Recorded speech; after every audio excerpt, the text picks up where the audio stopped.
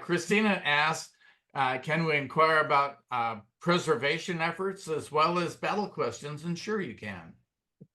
Absolutely. So Tim, I understand that that there has been some erosion in the park. You tell us about that a little bit? It has.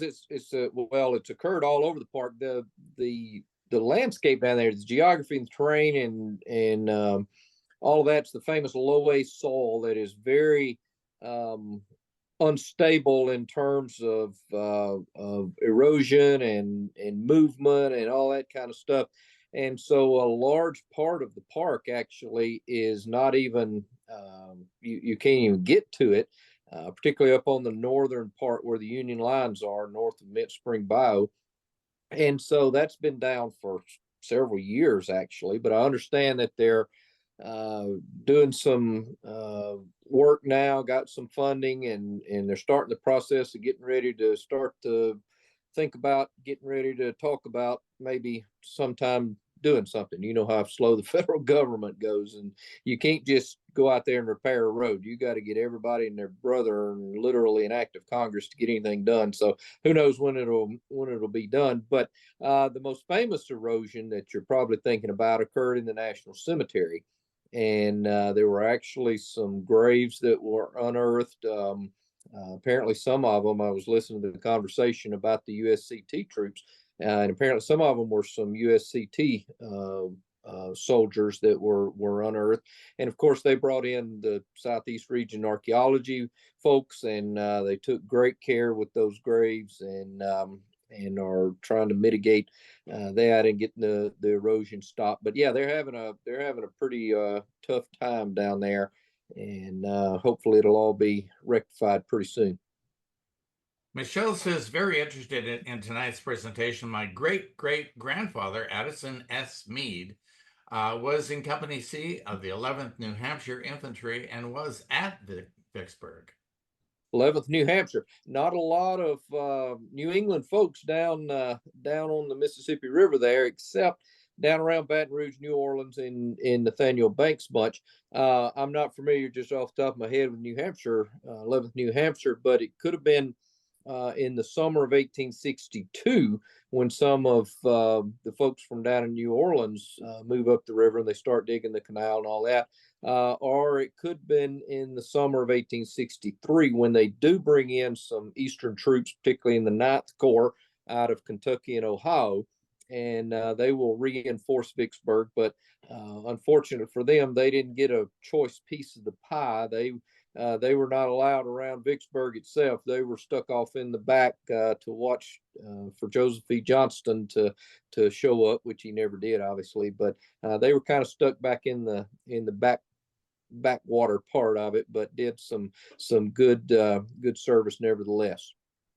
Irina says, in your on-site research for your many books on the campaign, which locations were the most interesting and why? And thank you so much for joining us this evening. Well, and I started to say thank you for having me. This is always an interesting thing to do, to field questions and talk about Vicksburg. So thanks for having me. A lot of different places really interesting to research. And I have it kind of down to a system.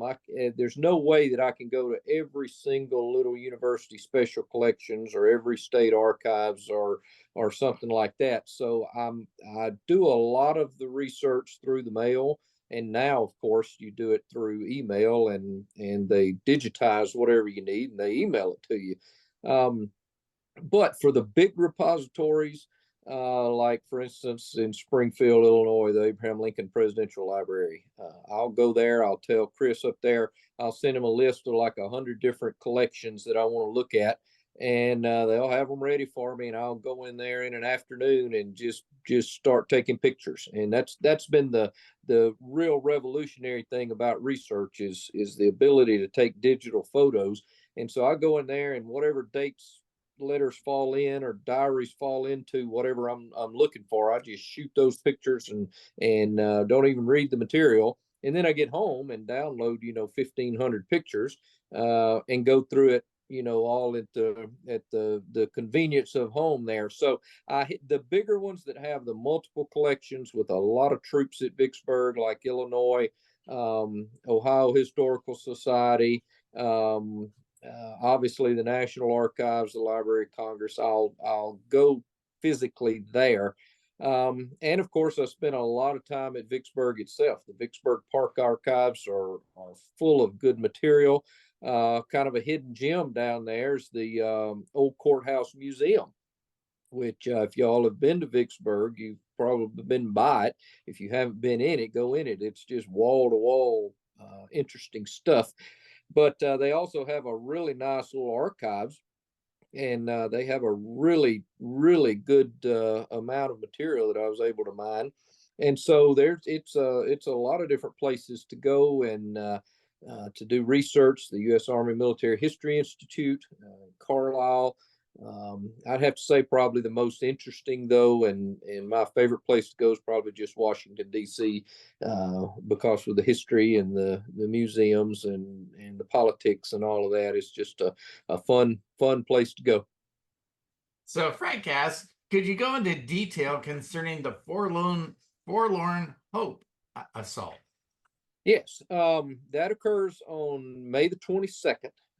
That is the second of Grant's assaults against Vicksburg. And to put this into a little bit of context, Grant will approach Vicksburg beginning on the 18th after the battles of Champion Hill on May the 16th, Big Black River Bridge on the 17th. He will push westward and reach Vicksburg on the 18th and consolidate that, move closer on the morning of the 19th. He'll launch an assault, supposed to be an army-wide assault on the 19th. Only one division, Frank Blair's division, will actually assault down the Graveyard Road there, right at the Stockade Redan. They will be repulsed, and Grant will decide, well, we're gonna rethink this and do it a little better. We're going to bring supplies up. We're going to bring the entire army up. We're going to coordinate this thing, and we're going to launch a massive assault on Vicksburg on the 22nd. Now, he learned a little bit from the 19th, or he thinks he learned a little bit from the 19th, because Blair's division, when they made that attack on the Stockade Redan, they formed in linear formation, brigade beside brigade, all beside each other in standard two-rank deep formation. The topography of Vicksburg really is not conducive to that. And that's one of the reasons Grant thinks that he was repulsed. And so he decides we're going to do this a little bit different. We're going to approach Vicksburg on a much narrower front, mainly along the roadways. And we're going to launch assaults along the Graveyard Road, along the Baldwin's Ferry Road, and different places, the Jackson Road, for instance. And it's going to be the equivalent of a pinprick rather than a wide, massive frontal assault. And so the idea is we're gonna prick the Confederate defenses at each of these roadways. We're going to move along the roads. Of course, they build roads along the higher ground, along the ridges, so they don't have to go down into those ravines so much.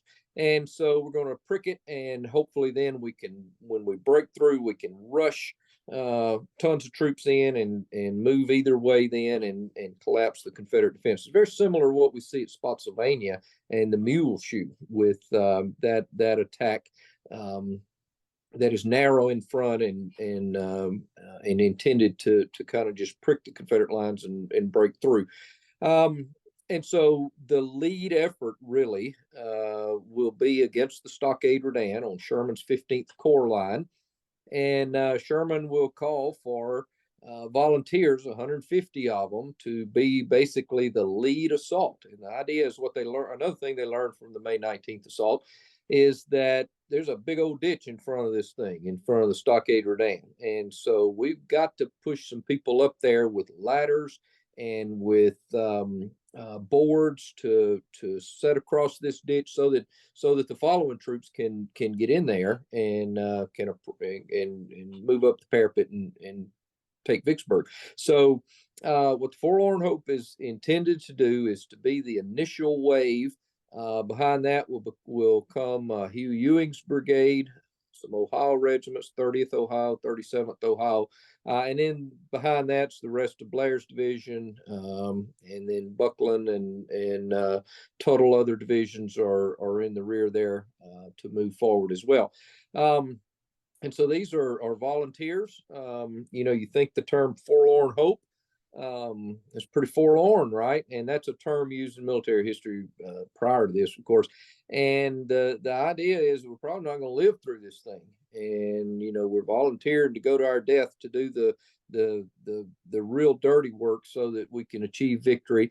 And they didn't have any problem getting volunteers. Of course, they had a kind of a quota system. They wanted a certain number out of each regiment, out of each brigade, out of each division, all of that. And they got their requisite number, and those guys move forward right at 10 a.m.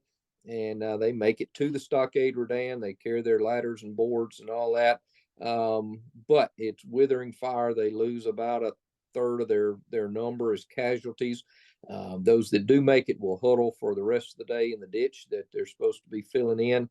But it's just too massive, and there's just not enough support from the following regiments that are just cut down like grass. And here again, that assault fails, and the forlorn hope. Of course, they do get medals of honor, the Congressional Medal of Honor, later on. But it's not because of any lack of courage on their part, but the attack does fail. And of course, Grant decides this thing can't be taken by frontal assault. Any way we do it, any tactics we use, and we're going to have to lay siege to Vicksburg, and that's what he does very quickly thereafter. Frank's follow-up is, did the casualties' families get any compensation regarding the Medal of Honor? I'm not. I didn't look post-war any of that. I know they did get the Medal of Honor, and I think there's a little bit of anomaly. Again, I didn't look post-war at any. Follow the story. The rest of the story, as Paul Harvey would say. But I believe only those that survived got the Medal of Honor. I believe those that were killed did not. I could be wrong, but I think that's the story there. I'm not aware of any compensation other than pensions or something like that that were given specifically to the Forlorn Hope participants. Mary would like to know something about the 27th Arkansas Infantry. 27th Arkansas. Well, I'd have to look something up on those guys. I'm guessing they were in probably Green's Brigade, Bowen's Division.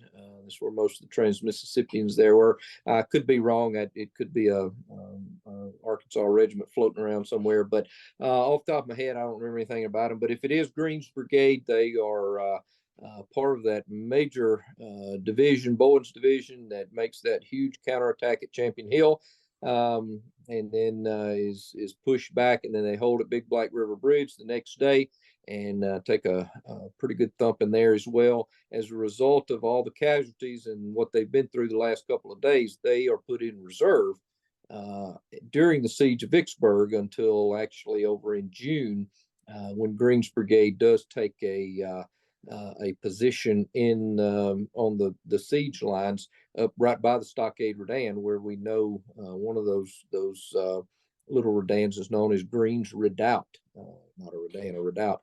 It's known as Green's Redoubt, and that's where General Green actually was killed on, I believe, June the 27th. And I think his boast was that the bullet hasn't been made that can kill me, or something like that. It's very similar to, who was it, Sedgwick, I believe it's Spotsylvania again, that said they couldn't hit an elephant from this distance, and immediately he was killed.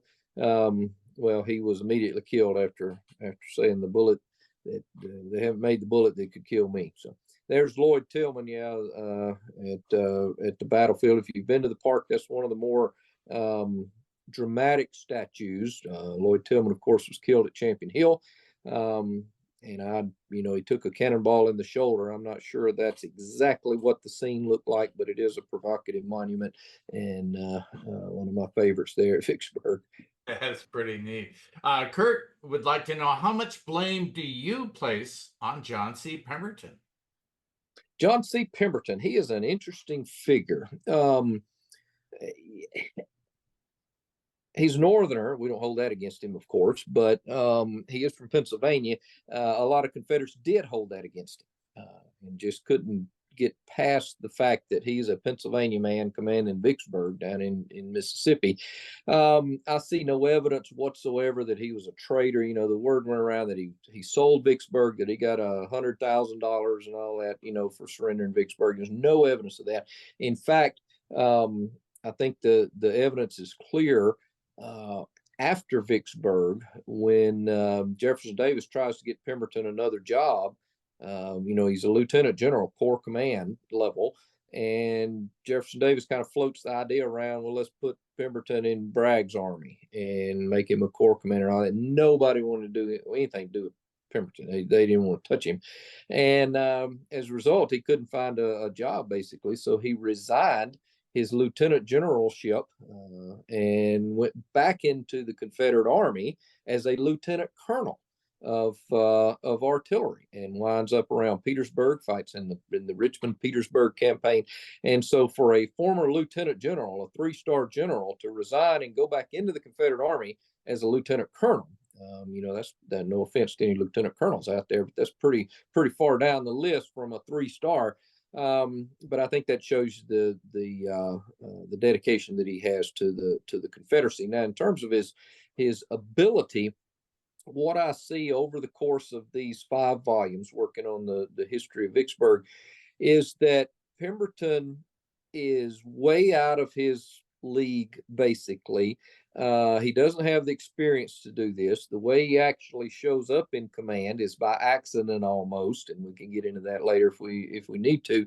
But he was never really intended to be the main guy on the spot to defend Vicksburg. And as he's more methodical, he's more administrative minded.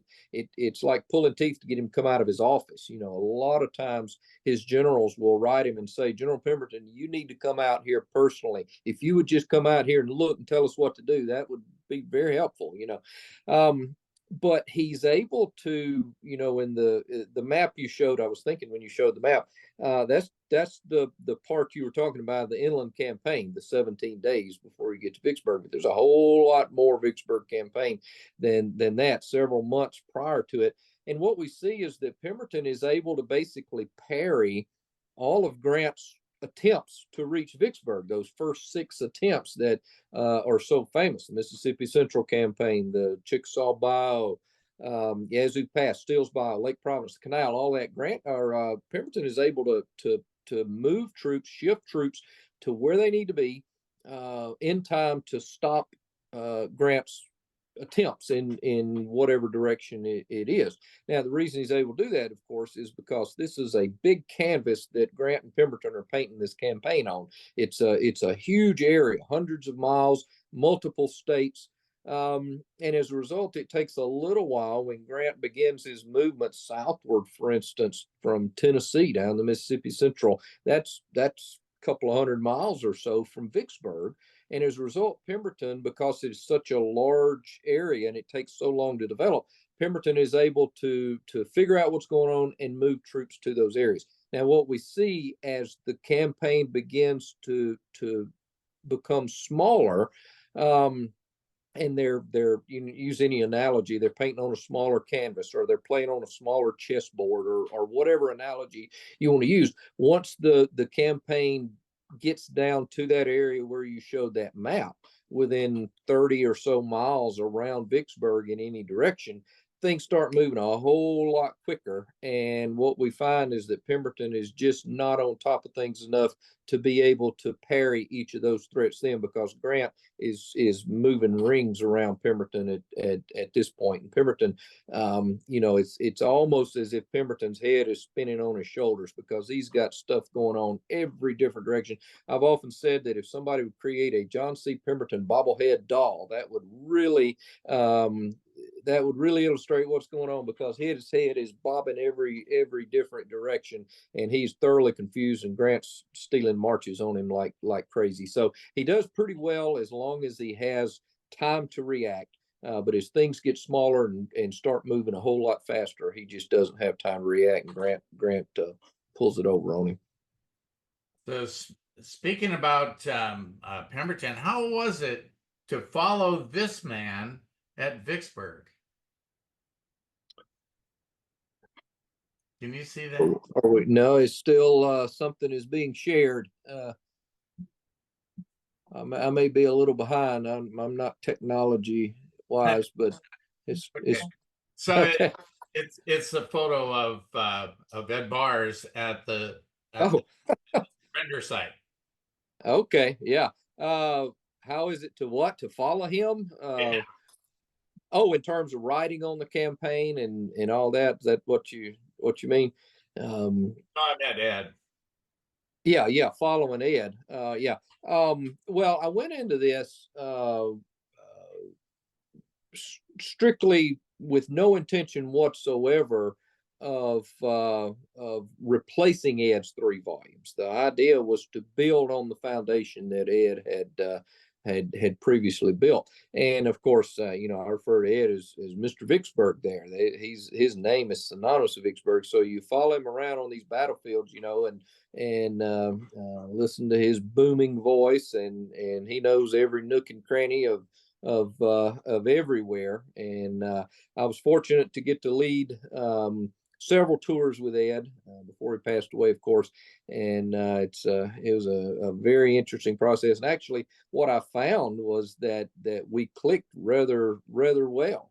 Of course, I knew my part. Ed was the show, and I was just kind of giving color commentary and all that. But he was always very nice. Tim, what do you want to add anything here? And it was we gelled really well in doing these tours. So I'm always thankful that I got an opportunity to do that before he passed away.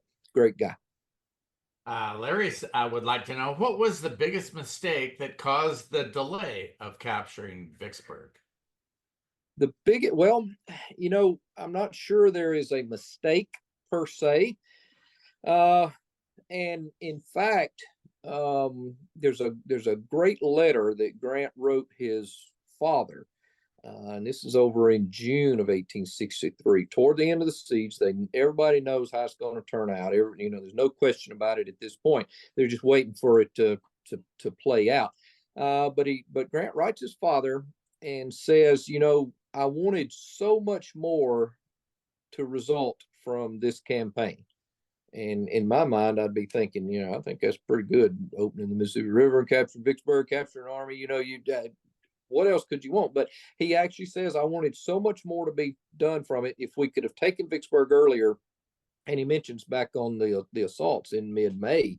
He said if we could have taken Vicksburg then, we could have moved eastward through Mississippi, maybe even toward Mobile. There's a lot of different things, but he says now it's too late in the year, it's too dusty, too dry in late July and August and all that. He said there's really probably nothing else we can do at this point. But he actually says at the end of that letter, he says, looking back, I don't see any mistakes that were made or anything that we could have really done different. But if we could have taken Vicksburg, then we could have done so much more. So I agree. I don't really see any mistakes. Some people argue that the assault on Vicksburg on May the 19th, and particularly on the 22nd, was synonymous to the Cold Harbor and some of the major assaults that Grant later regretted. In fact, Grant himself later says, I did regret part of the assault.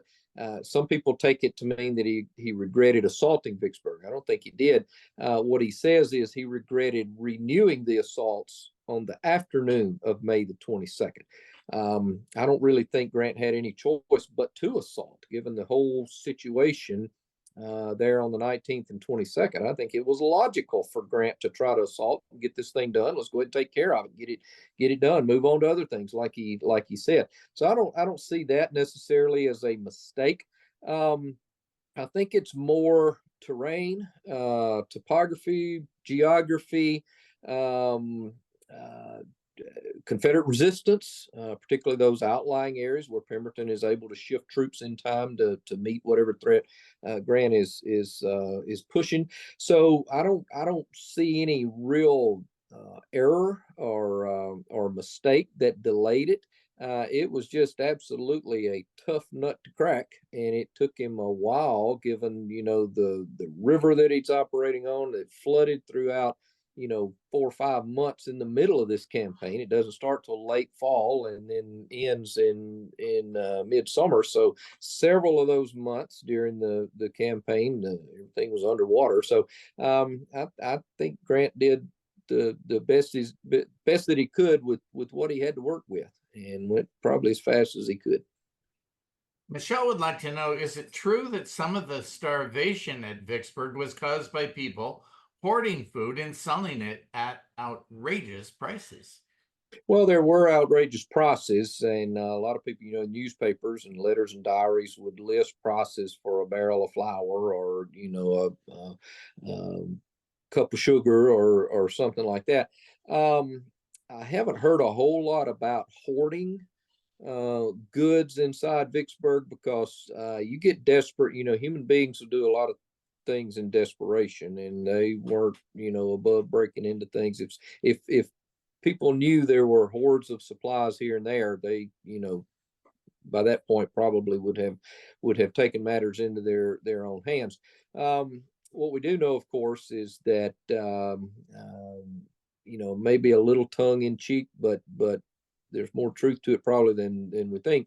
Some of them would talk about, at the beginning of the siege, there were cats and dogs running around Vicksburg everywhere, but he noticed later toward the end of the siege, there are not any cats and dogs around anymore. I wonder where they all went. And they were eating horses and mules, and the old story of rats. And there have been some that said, well, they may have been muskrats, they've something different, but I've seen evidence that they were actual rats. And again, you get desperate and you do funny things.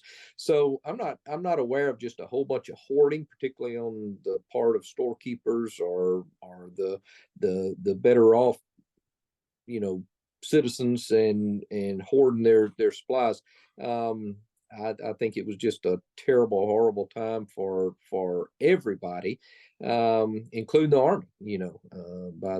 By early July, Pemberton is starting to run out of supplies, and he's telling Joseph E. Johnston this: "I can only last till a certain amount of time." And of course, Johnston doesn't start moving until that time is out.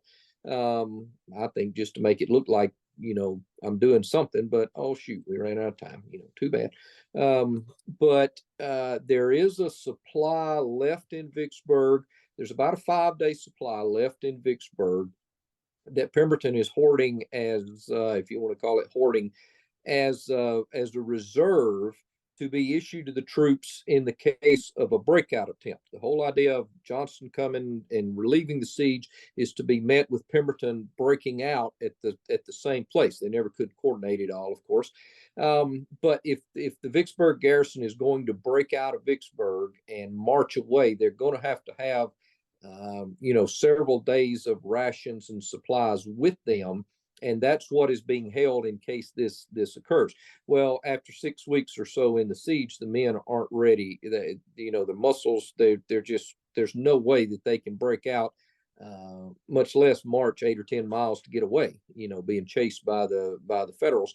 So those 5 days of rations become unneeded. And so the choice Pemberton has by early July is, okay, well, do we just hold on another 5 days and use up all of our food and then surrender? What good is that going to get us? We've reached kind of what I describe as dead man's curve. Going to the moon, they talk about landing on the lunar surface. There's a certain place you get to where you can't abort anymore, and they call it dead man's curve. Well, Pemberton has reached dead man's curve in that, they're not going to be able to break out. So the food is not good anymore, and so what's the use in just using that up? We'll go ahead and surrender because we're not going to use it.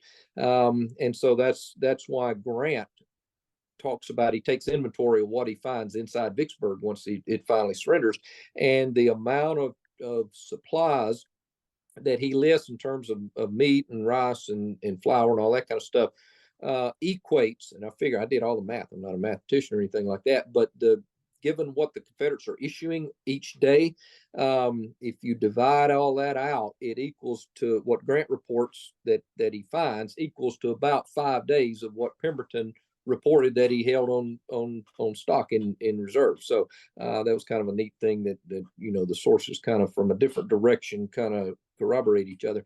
So the food situation is one of the very critical points to this, but I don't think it's the most critical point. Pemberton was not starved necessarily out of Vicksburg, and we can talk about this more later if someone wants to, but he was basically dug out of Vicksburg rather than starved out. Jim would like for you to address the crossing of the Mississippi, the difficulty and the importance. Okay, that down at Bruinsburg, that to me is one of my favorite parts of the operation. And to go down to Bruinsburg, where Bruinsburg was then, it's off the river now. The river has changed course, but it's private land, and you can't just wander down there. But you can get on that private land if you get permission, all that kind of stuff. And it's a fascinating place just because of the whole tension and drama of crossing the river on these gunboats. You don't know what you're going to find on the other side. The coordination and the ability to work together between the Army and the Navy, Grant and Porter, is absolutely critical here. And so it's one of my favorite parts. And it's critical. It's historic. It's monumental in terms of what he's doing. And we've often termed, this is the biggest amphibious landing in American history, short of D-Day. June 1944. What always is remarkable about that, and everybody immediately thinks of D-Day, Normandy, and all that. But for the American Allied effort to be able to not just land at Normandy in early June, but also make those landings in the Marianas, at Saipan and Tinian and Guam. It's just amazing amount of lift capability that's available there. But in terms of, and I looked at this a little bit in the book, in terms of the amphibious operation, there've been larger amphibious operations. McClellan moving the Army of the Potomac down the Chesapeake to land at Fortress Monroe and move up the peninsula. That's a larger amphibious operation. But I think the key here is in terms of an amphibious operation into enemy territory. McClellan didn't necessarily land and storm the beaches kind of thing where there's enemy defenses and all of that. Fortress Monroe was in northern hands, but we see that potential, that possibility at Bruinsburg, and Grant doesn't really know what he's gonna face there. Fortunately for Grant, of course, there is no resistance there, in large part because, again, Pemberton's head is spinning at this point, and he's more interested in what's going on up at Vicksburg itself, what's going on just north of Vicksburg, where Sherman has suddenly shown up again at Chickasaw Bayou. Farther north than that, on the Deer Creek, Greenville area, where Frederick Steele is operating up there,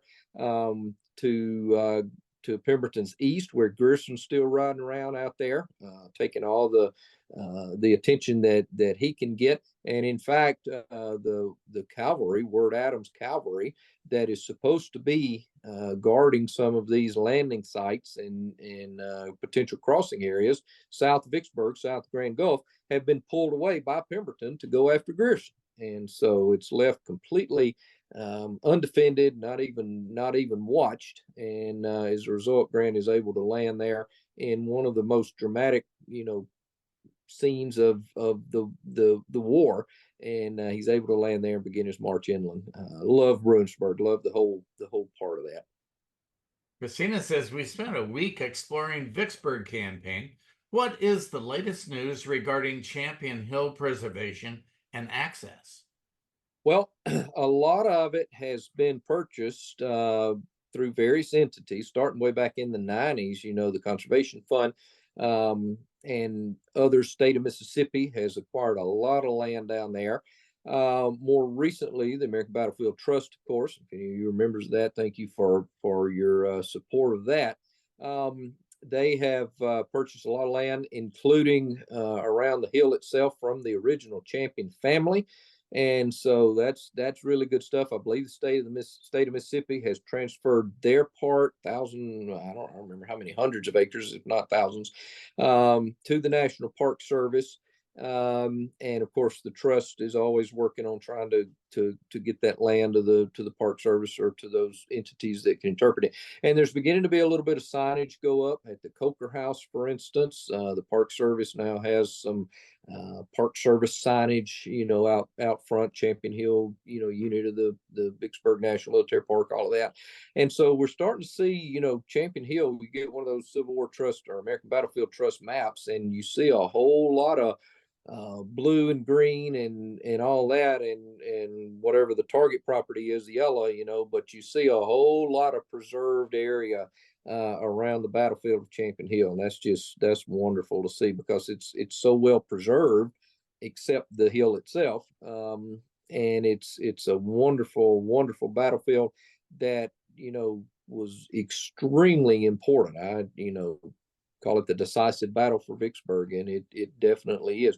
Grant, in fact, wrote Sherman the night after Champion Hill, May 16th, and he says, I can't remember the exact quote, but something to the effect, paraphrasing, that the battle for Vicksburg has been fought, and that's largely true.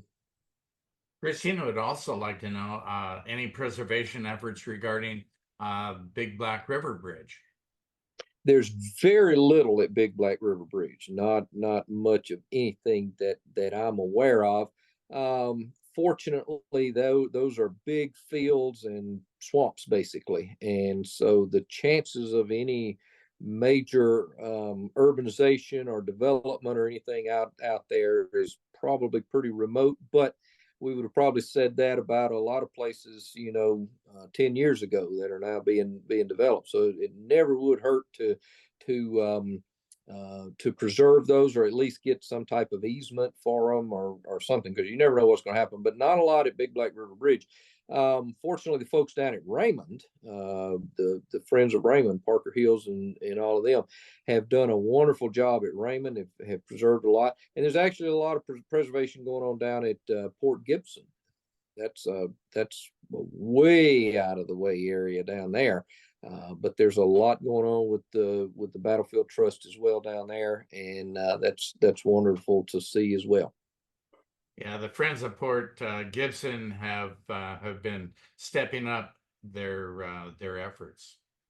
Pete would like to know. He says first off that he enjoyed your books, especially your latest one. Thank you. Do you think Pemberton with Johnston could have stopped Grant? And he goes on, as well, did Richmond, in terms of Jeff Davis, really take concrete actions in response to Grant's campaign? Well, it's hard to say on any of that. I think the gist and the overall idea is that this is pretty much a dumpster fire for the Confederates. There way too many people giving orders and not enough people doing it. And I always talk about the Three Stooges, Davis, Johnston, and Pemberton could never get on the same page. Pemberton, I have to kind of take up for Pemberton a little bit because he's getting conflicting orders from two different superiors. Davis is telling him hold Vicksburg. We got to hold the two halves of the South together. Johnston's telling him get out of Vicksburg. You can't hold it. All of that. So what do you do? And no offense to anyone, but I've often said that sounds like having two mothers-in-law. It would be what do you do? I loved my mother-in-law. She's now deceased, but two mothers-in-law, two generals giving you orders, completely opposite orders. What are you going to do? Well, you obviously probably go with the higher up of them, which would be Davis, the commander in chief, and that's basically what Pemberton does. And so, given that situation and the lack of unity of command and the chaos going on, I'm not sure much of anything could be done in the whole process. Plus, you give the fact or have the fact that Johnston is sent there to help, but Johnston doesn't want to touch this with a 10-foot pole. He doesn't want to do anything about it. He doesn't even want to go to Mississippi. And as a result, he gets there, he's hands off. I'm too late. I'm gonna do the bare minimum to make it look like I tried. But I'm not interested in this at all. So I'm not sure that they could have done anything. Probably the best case scenario, looking from hindsight, which defies orders from Davis and what Pemberton wants to do and what the Confederate population wants you to do and all that. The best thing probably, and I hate like everything to say this, but Joseph E. Johnson was probably right, just to get out of Vicksburg. You're going to lose it anyway. And he actually says, if you're going to lose it anyway, don't lose the army losing Vicksburg, which happens to be a stain maybe, or a recurring problem for Confederates. How many times do these Confederate generals lose the army losing the place?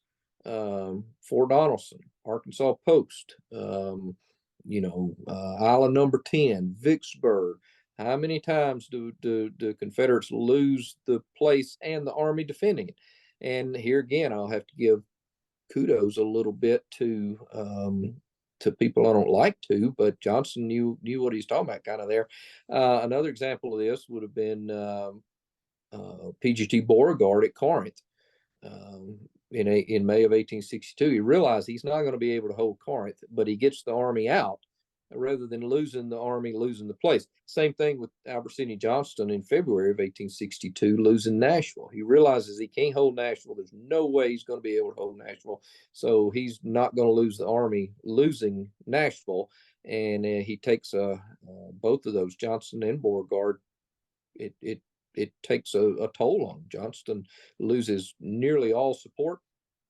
Beauregard loses his command practically. So it's a tough decision, but probably one that had Pemberton had it to do over, he's not going to have any support after this anyway. He's in a no-win situation. If you lose Vicksburg, you're persona non grata. If you get out of Vicksburg, everybody will say, well, you should have held it, or at least fought to try to hold it. And so he's in a no-win situation. So I can't really see much of anything that given the whole situation, the parameters that we have to deal with, I'm not sure the Confederates could have done much of anything to rectify this dumpster fire that's already burning. Michael says, as a Philadelphia man, was Pemberton conflicted in fighting for the South, and was he suspected of disloyalty? He was suspected of disloyalty by many Confederates. They a lot of them hate him, particularly after he surrendered Vicksburg. As I said just a little bit ago, though, there's no evidence whatsoever that he was disloyal or any of that. He was by all means totally dedicated to the Confederacy, and of course from Pennsylvania, Philadelphia. There, buried in Philadelphia now. But the telltale part of it was that he married a Southern gal from Norfolk there, and she leaned very heavily on him to go with the South. And we see that elsewhere, that these guys, Samuel Cooper, the ranking Confederate general in the Confederacy, married a Southern gal and eventually threw his lot with the Confederacy, even though he was from New York of all places. So there were quite a few of those, but no evidence whatsoever that he was disloyal. Roger says Sherman called Colonel Benjamin Grierson's raid the most brilliant expedition of the war. Do you agree? I agree, and so much that I wrote a book on it. Grierson's raid was just absolutely fascinating. And again, talking about Pemberton and his head spinning and the bobblehead and all that, the biggest factor in all of this is Grierson's raid. And he's moving very stealthily as he's moving southward into Mississippi, but he pops out on the morning of April 24th there at Newton on the Southern Railroad of Mississippi for all to see, waving his hands. Everybody look at me. His intention is to break the railroad, but the larger, more important intention is to take Pemberton's attention, the Confederate High Command's attention. And so as he's gaining, that attention, Pemberton starts looking to the east at Grierson and that threat. And it's not much of a military threat, but it is a threat within his department. While the main threat actually is across the river, Grant beginning to cross the river there just 4 or 5 days later. And Pemberton's attention will be solely on Grierson. In fact, when I did the book, I decided I was going to look at the messages Pemberton is putting out between April 24th and April 29th, I believe, when Grant starts the crossing process. Tries to do it at Grand Gulf, of course, but then the next day at Bruinsburg. Within those 5 days or so, I looked at every message in the official records going out of Pemberton's headquarters. Now, these aren't all the messages. I talked a little bit ago about doing research at the National Archives. And of course, you go there. Now they have a lot of it digitized, but you go there and you get these big, huge leather-bound volumes, and they have all of the correspondence from the various headquarters and all that. And the commission doing the official records only went in and chose what was important, the very most important ones.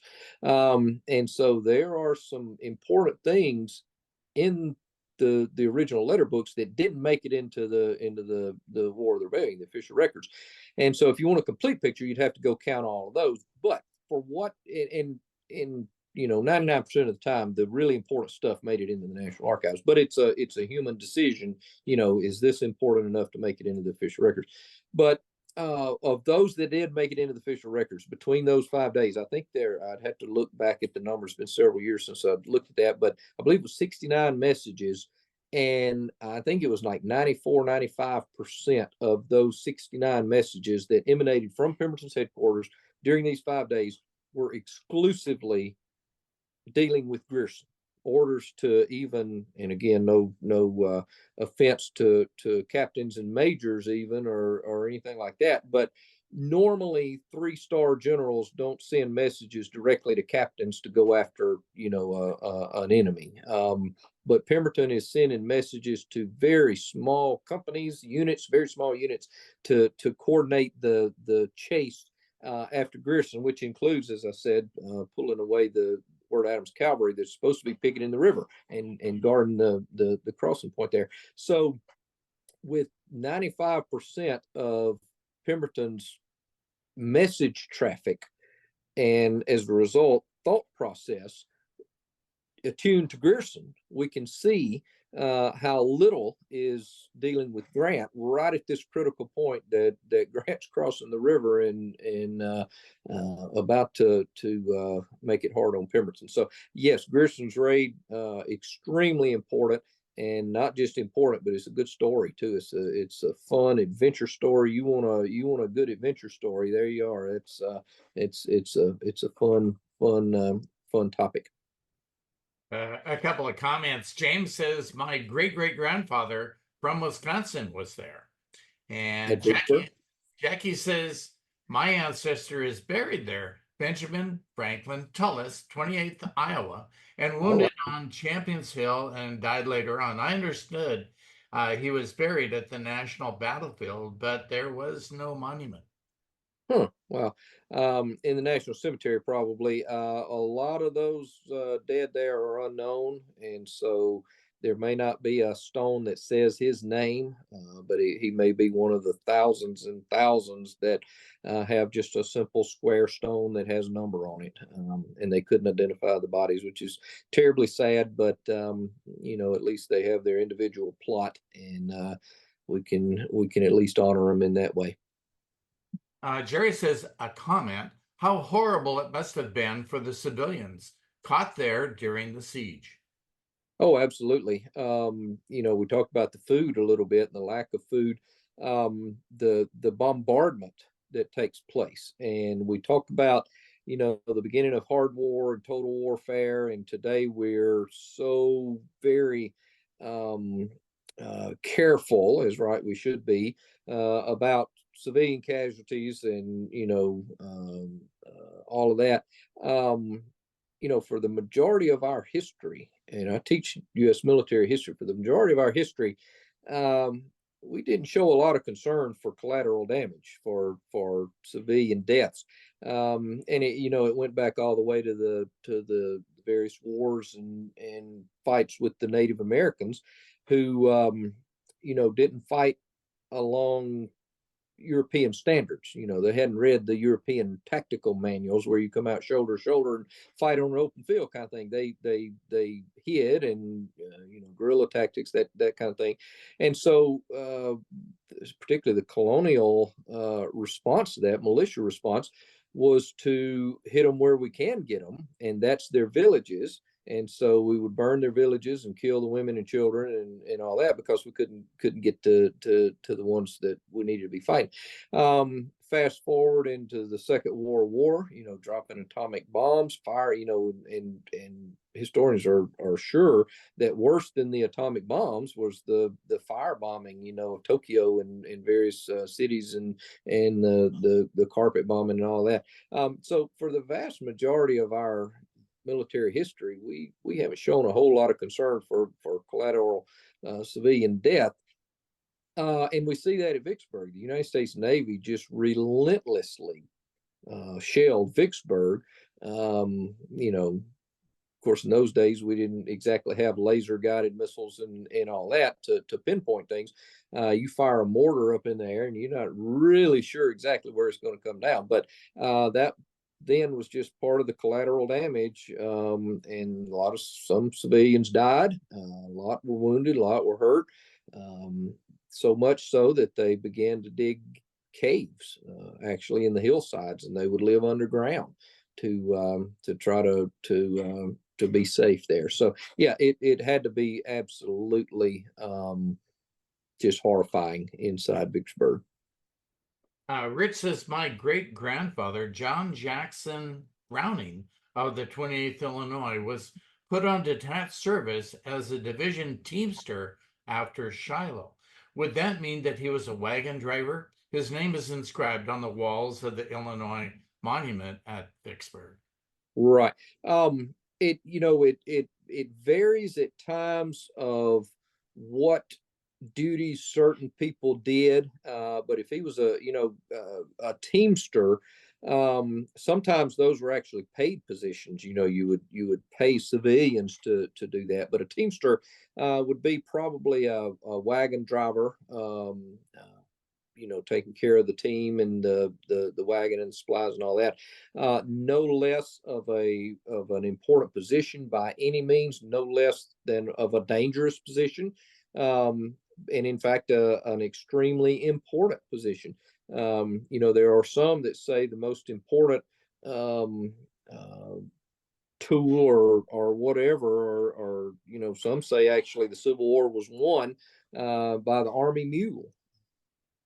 And those mules and those teamsters that drove them, that brought supplies and brought ammunition, all that, extremely important. And I would say just as important probably as those doing the firing up on the front line. Of course, you have to have both. You can't just do one or the other. Just as it seems to me that Union manpower strength from April 30 to May 17 shrunk by a factor that could not be explained only by battle casualties. Was there a lot of straggling due to the dynamic movements, or perhaps a lot of dropped out due to illness? Well, a little bit of all of that. Bear in mind that as Grant moves forward, he is leaving some of his numbers in rear areas to garrison. For instance, Grand Gulf, where the new supply base is.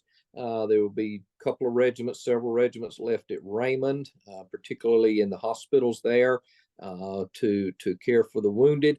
And so, yeah, there are some left back, for instance, at Big Black River Bridge when Grant crosses the Big Black River and heads on to Vicksburg. So there are numerous regiments that are left behind as garrisons in those areas. Some of them later on would be brought forward. Some would be replaced later on. But yeah, due to casualties, due to sickness, due to some just straggling, Grant has at that point a finite number of troops that you're able to keep in the field.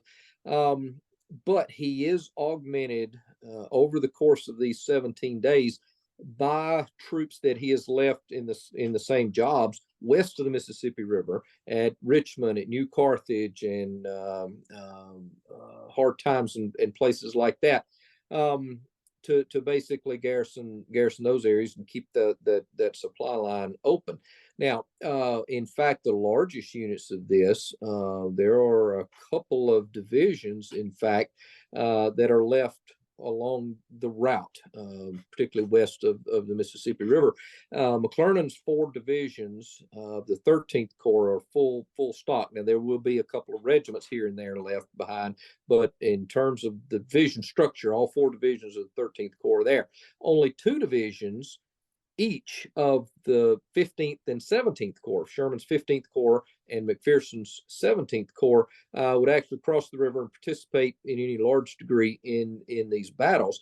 Frank Blair's division of Sherman's 15th Corps only arrives actually after Champion Hill.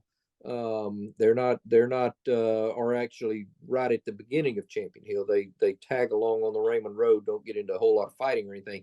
But that division shows up right on May the 16th, which is already 16 days into these 17 days, with them, interestingly, they have the only pontoon bridge with the Army of the Tennessee at the time, and they will actually lay it at Bridgeport, just north of the railroad bridge on the Big Black River, and cross it at Bridgeport there. It's interesting to note these aren't your regular. When you think of pontoon bridge, you think of the wooden boats, canvas and all that, like Fredericksburg. That's what we always go to, crossing the Rappahannock at Fredericksburg. These were actually inflatable India rubber boats that they would inflate with a bellows, like a blacksmith. You would inflate these rubber boats, and that's what they built the bridge on. So interesting to note that. McPherson's 17th Corps is minus its 3rd division as well. That's John MacArthur's division, and in fact, only 1 brigade of that division would even be involved in any of this. That is Ransom's brigade that shows up after Champion Hill, but then it participates in the assaults at Vicksburg and all of that. So, yeah, number wise, and you could do a dissertation, and track all the numbers by day and all that. But it's not until Grant reaches the Yazoo River on the 18th that you, number one, get that new route of supply open.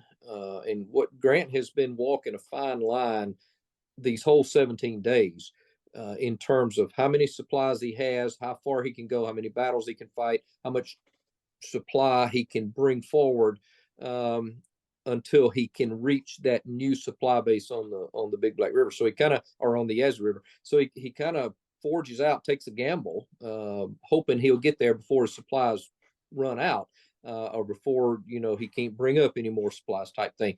And so once he reaches the Yazoo River and opens up the new avenue of supplies, then the game is up. Obviously, Vicksburg is doomed at that point. But what that also allows is the influx of major reinforcements. And so while Grant crosses the river initially on May the 1st with some 22,000 troops, by the time he does most of the fighting in the inland campaign, we're talking 30,000 troops. But by the time the siege is over, again, talking about, I mentioned bringing in the 9th Corps. He would bring in a lot of the 16th Corps from West Tennessee, Memphis, Hurlbut's 16th Corps. And so by the end of the siege, he has some 77,000 troops, split, of course, between investing Vicksburg and on that rear line back there that Sherman ultimately commands about 33,000 troops back on that rear line. So Grant brings in a lot of resources numbers wise, and that, of course, only makes it more inevitable. So Michelle makes an observation. She says, surprised that Pemberton sided with the South. It is said that even though his wife was from Pennsylvania, that he was from Pennsylvania, his wife was from Virginia. But Lincoln's had a wife from the South, so having a Southern spouse was obviously not enough for many mixed couples. Oh no, yeah, it's an individual choice type thing, and probably how dominant the wife is in the marriage could play something to do with it. But there were numerous Northerners who had married Southerners that didn't go north. There were numerous Southerners that remained loyal to the Union, George Thomas and others, of course. And you know, even in the Vicksburg campaign, you find these really curious connections. Northerners in the South, Southerners in the North, and all of that. And for all you Gettysburg aficionados, the Union Army of the Tennessee, as it's marching inland from Port Gibson, they take a short halt just north of Port Gibson, north of Bayou Pierre, and you know, start to bring in Sherman's Corps and resources and supplies and all that before they really jump off into the main campaign. One of the plantations right in that area was owned by a husband and his wife, who was none other than the sister of George Meade, who was commanding the Army of the Potomac in Virginia during that. Well, he may not have been commanding the Army of the Potomac in early May. I can't remember. No, that would still have been Hooker of Chancellorsville, I guess. But soon to be commander of the Army of the Potomac at Gettysburg. So George Meade's sister lived on a plantation down around Port Gibson, Mississippi, and was not necessarily treated terribly nicely because of that, I guess. But it is what it is. Robert asks, could Pemberton have abandoned Vicksburg after Champion Hill? And why didn't he do that? Well, of course, Jefferson Davis had ordered him to hold Vicksburg, and you know, we see things starting to move way too fast for Pemberton to keep up at this point, and Pemberton gets caught out of position by the time of Champion Hill. Number one, he's out from the shield that is the Big Black River, defending, you know, Vicksburg. Not only that, he's outside the shield of Baker's Creek, which is the next major watershed to the east, and Champion Hill is fought east of Baker's Creek. Now, what is interesting, of course, as Pemberton falls back across Baker's Creek in retreat, he loses a third of his army. Loring's division loses an entire division that's cut off. And so that lops off a huge amount of his army. Then as he continues to fall back the next day to get across Big Black River Bridge, he loses another huge chunk of his army, a lot of Bowen's division that's trying to hold at Big Black River Bridge. So because he's out of position across these two watersheds, he really gets thumped as he's trying to retreat back across them. Could he have done better? If his intent is to hold Vicksburg like Davis is telling him to do, and you listen to your president, your commander in chief type thing, you know, if his intention is that, the only recourse I can see is to hold at the Big Black River and delay, because Grant, I talked about this fine line that he's walking between, you know, how much supplies he can bring up and how quickly he can get to the new open area of supplies on the edge of the river.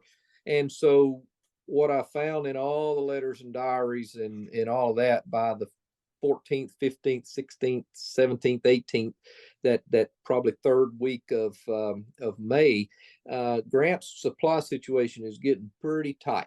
It's getting, I would say, almost acute. There is nothing to eat, even though there are a couple of wagon trains showing up. It doesn't, you know, you diffuse what little is in a couple of hundred wagons out into the whole army, and it doesn't last long. So it's getting pretty dire in terms of supplies. Of course, you can go longer without food than you can without water.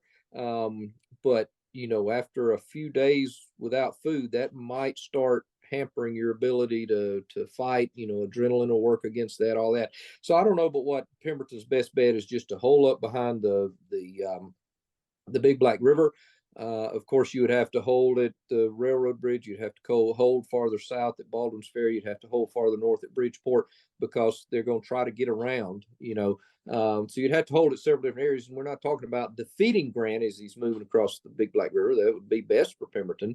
But even just a day or two or three of delay might have made a major difference. Same thing in Jackson. If Joseph E. Johnston, rather than just saying, I'm too late, throw his hands up, had he delayed a day or two at Jackson rather than just marching out, that potentially could have done something. So my thought is that Pemberton's following orders. He could.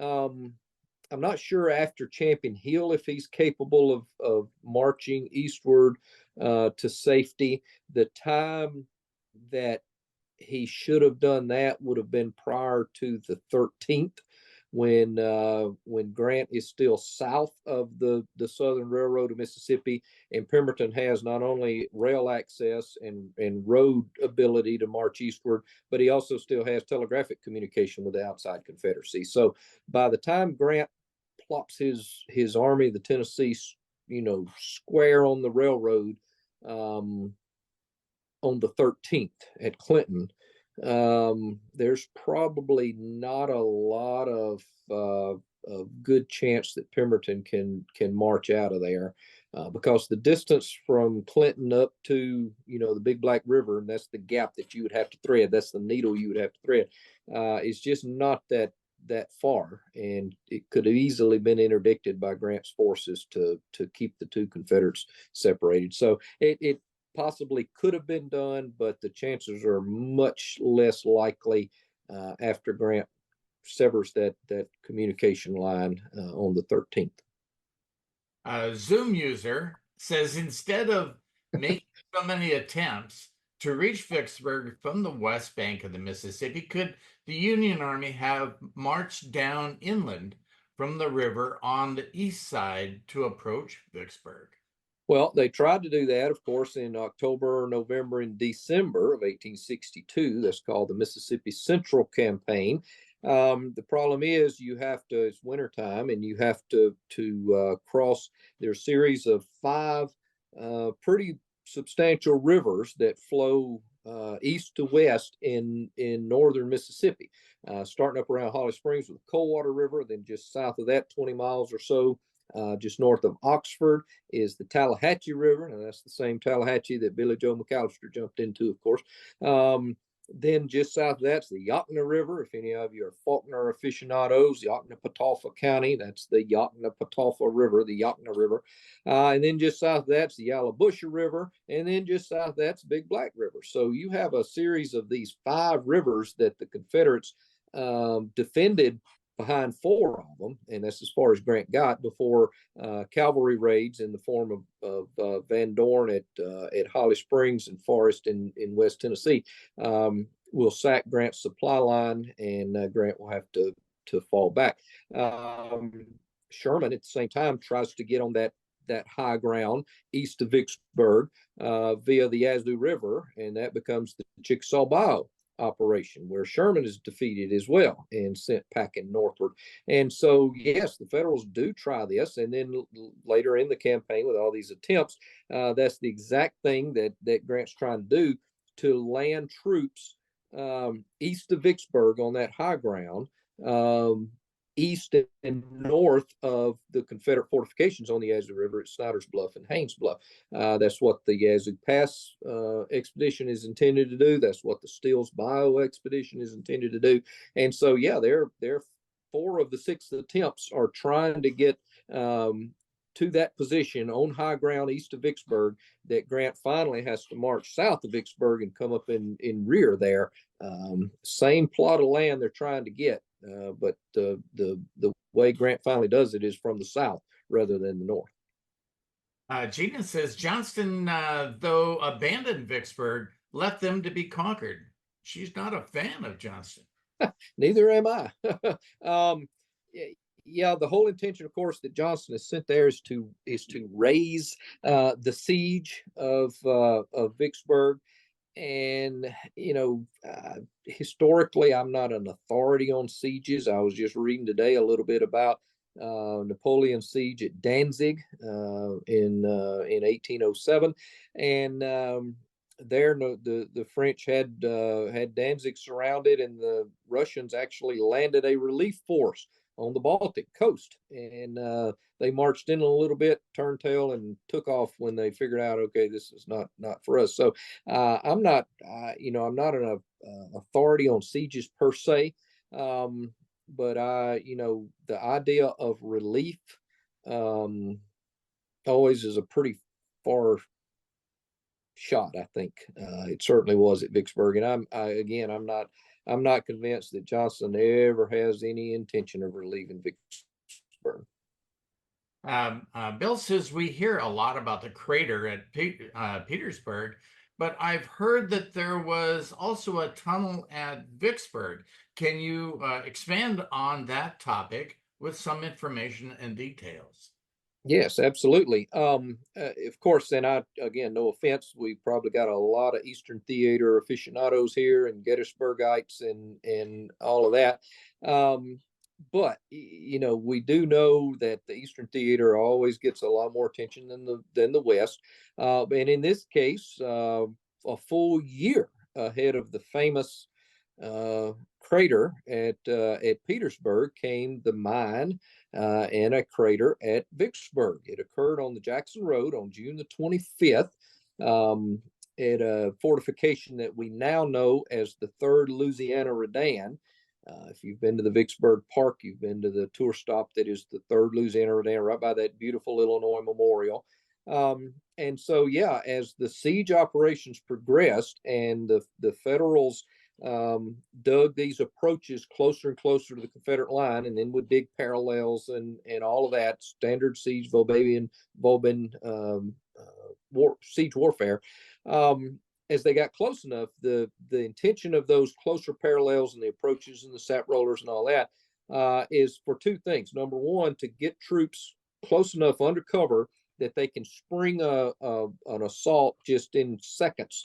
Whereas on May the 19th and 22nd, of course, you had to cross ground for hundreds of yards and were shot down, and they failed. But here, if you're within 10 feet of the Confederate fortifications, you can be on them. Certainly one volley and you're there. If you survive that initial volley, you can move into the Confederate fortifications and face bayonet fights and all that. The other thing is that offers you an opportunity to dig a mine underneath the enemy fortifications and pack it with gunpowder and blow it up. And that's exactly what happened on June the 25th.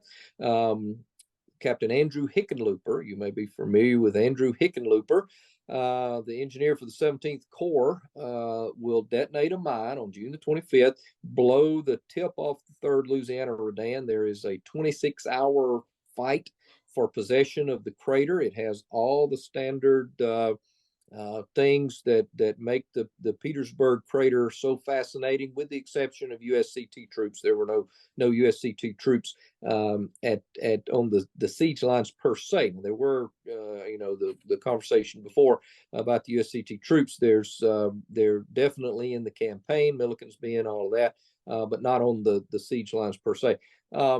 But there's a heavy fight that takes place for possession of the crater. Eventually, the Confederates are able to restore their lines and continue to hold the 3rd Louisiana Redan. They bring in reinforcements, 6th Missouri. Actually, the colonel of the 6th Missouri is none other than the grandson of Henry Clay. So if we got any Henry Clay fans out there, his grandson actually led the 6th Missouri and was killed that day defending the crater at Vicksburg. And so then the engineers go back to work and they will dig another mine farther in because they had misfigured, and the mine just blew the very tip off the 3rd Louisiana Redan on June the 25th. And they will detonate another mine on July the 1st, and it will blow a larger part of the Redan up, but there was no assault involved in that one. But by early July, there will be some, I believe it's like 10 different mines that are ongoing and are about to be packed with powder and ready to be blown and accompanied by an assault, all of that. In fact, Grant issues orders that a major assault, army-wide assault, will take place on July the 6th. when all of these mines will be exploded, and the Army of the Tennessee will lurch forward and assault Vicksburg again. Hadn't been done since May the 22nd, but on July the 6th, they're going to explode these mines, and the assault will take place, and hopefully the campaign will end then. Of course, that is one of the things that Pemberton is aware of. They can hear, they dig countermines, and you can hear underground people talking, and you can tell they're getting pretty close, but you can't tell whether they're above you or below you, and you can't tell exactly which direction they are. But they realize that this thing is about to come to a summation, because they have dug their way close enough that they can either assault just within seconds, or they can blow us up. That's why I said earlier that, yeah, the food situation is dire. It's a problem. But the real thing that's telling Pemberton, all right, we got to go ahead and surrender, is that we don't want to face another one of these assaults, and they're there. They are ready to do this, and there's no way we can withstand it, Pemberton says. So we need to go ahead and surrender. Plus, we're running out of food, so that tidied it up. Negotiations started on July the 3rd, played into the next day on Independence Day, of course, and Vicksburg surrenders on July the 4th. Michelle would like to know, were the majority of the Union armored ships on the Mississippi, or where else were they? Well, the majority are on the Mississippi. There are some that are detailed on the Yazoo to cover, for instance, the Chickasaw Bayou staging area. What was the battlefield of Chickasaw Bayou in December 1862 becomes a vast staging area, supply center for the Army of the Tennessee during the siege, and that's where they're bringing in all the supplies there. So there are some vessels up there. The vast majority, though, will be on the Mississippi River in two different groups, two different flotillas, if you will. Those that had run the Vicksburg batteries in April, on April 16th and 22nd, including several ironclads, 4 or 5 of those ironclads, would constitute a flotilla south of Vicksburg, and they would bombard the city and interdict Confederate travel, on the Red River and in between Vicksburg and Port Hudson. And so they're south of Vicksburg. You still have a contingent under Admiral Porter himself north of Vicksburg that's bombarding the city just the same. Most of those are the mortars that will bombard Vicksburg. There's a little bit of naval action. For instance, one of the ironclads is actually sunk by Confederate artillery. I believe it's the Cincinnati, was sunk just right north of Vicksburg, got a little too close and went down. It was later raised. These Civil War gunboats have their unique ability to be raised and redone and fight again. I know the Mound City, I believe, one time was sunk and raised. The Pittsburgh, I believe, was as well. The Cincinnati, I believe, if that's what I'm thinking about, was sunk twice and raised and finished the war out. Of course, we know about the Cairo that's on site at Vicksburg now. It was sunk in the Yazoo River, never was raised during the war, but 100 years later, Ed Bars and others found it and raised the Cairo, and it's on display now. There is one other Union Pook Turtle, as it's known, or City class ironclad, that is up at Yazoo City immediately after Vicksburg. It was sunk up at Yazoo City, Mississippi, and is still there. And so somewhere, I believe the consensus is now that the river has changed course, and so kind of out in a little slough area, or maybe even under a field, are the remains of the Baron de Kalb, formerly the St. Louis. But one of those gunboats is still there as well. Kurt says, thank you for your brilliant answer. Thanks. And Mark says, I want to plan a week-long trip to Vicksburg to cover much of the campaign. What tour resources are available to assist me? And he's mostly interested in the 78th Ohio. Okay, yeah, lots of stuff that you can see in regard to that regiment. Of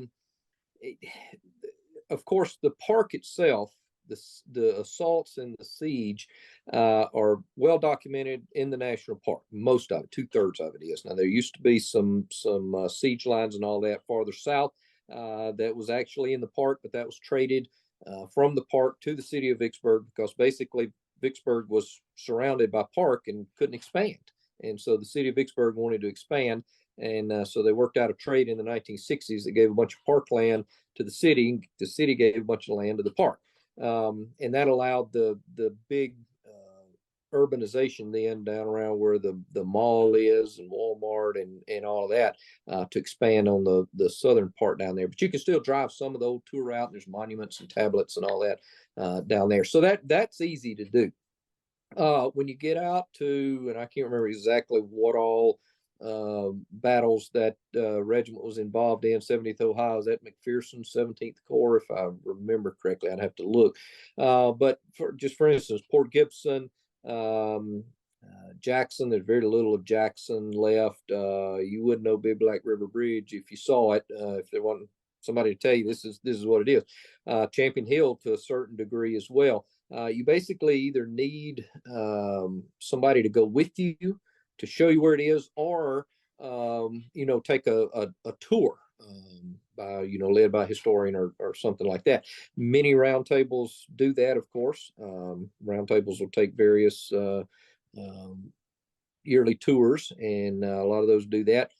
There is also available at Vicksburg licensed guides. Only basically, I think two parks in the national park system are congressionally allowed park guides. That's Gettysburg, of course, and Vicksburg. So you can contact the Vicksburg licensed guide folks, association, visitor center, whatever, and you can schedule a guide, and they can do anything, as I understand it, from a 2-hour tour of the park itself to a multi-day campaign tour.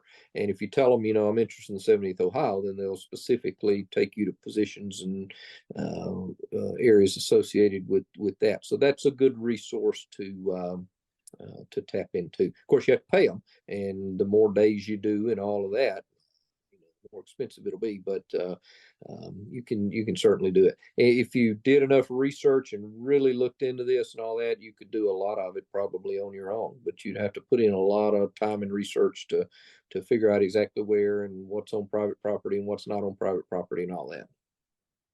Jackie says, I loved my time at Vicksburg with Ed and Terry. Yeah, great tours. Uh, Frank says, getting back to Pemberton, didn't he have a problem with his two bosses, Johnston and Davis, giving him different assignments regarding Vicksburg? Yes, absolutely. We've already discussed that a little bit. But yeah, when you're getting conflicting orders from your two superiors, what do you do? What do you which one do you pick?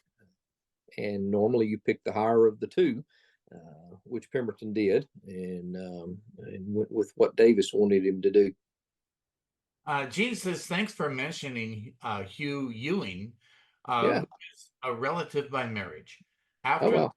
after the surrender, he and some troops go down river to Davis Island, home plantation of the Jefferson Davis family.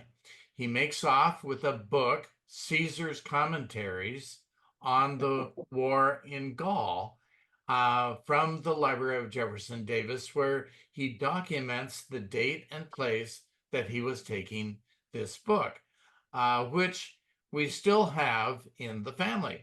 Do you Oh have an wow. idea why Grant sent him down there? And at the time, you could get to the plantation, which was within a loop of the Mississippi River that has since been cut off. Right. Yeah. Briarfield down there, as I understand it, I've never been down there, but I believe it's a hunting club now, and a lot of it's underwater within the levees of the Mississippi. But as I understand it, some of you may know Bertram Hayes Davis, the great whatever grandson of Jefferson Davis. As I understand it, some of the pilings and the foundation of Briarfield House still down there, and you can see some of that. Again, it's private land. You can't just go down there. And I believe in normal stages of the river, you have to have a boat or an airplane to get in there because it has been cut off. As far as Ewing himself down there, I'm not sure. I've never looked into that. I'm not sure Grant sent him down there, or it might be hey, here's Jefferson Davis's plantation. Let's go down there, and I'm a general. I can hop a boat, and let's go down there and see what we find, type thing. It could have also been associated with the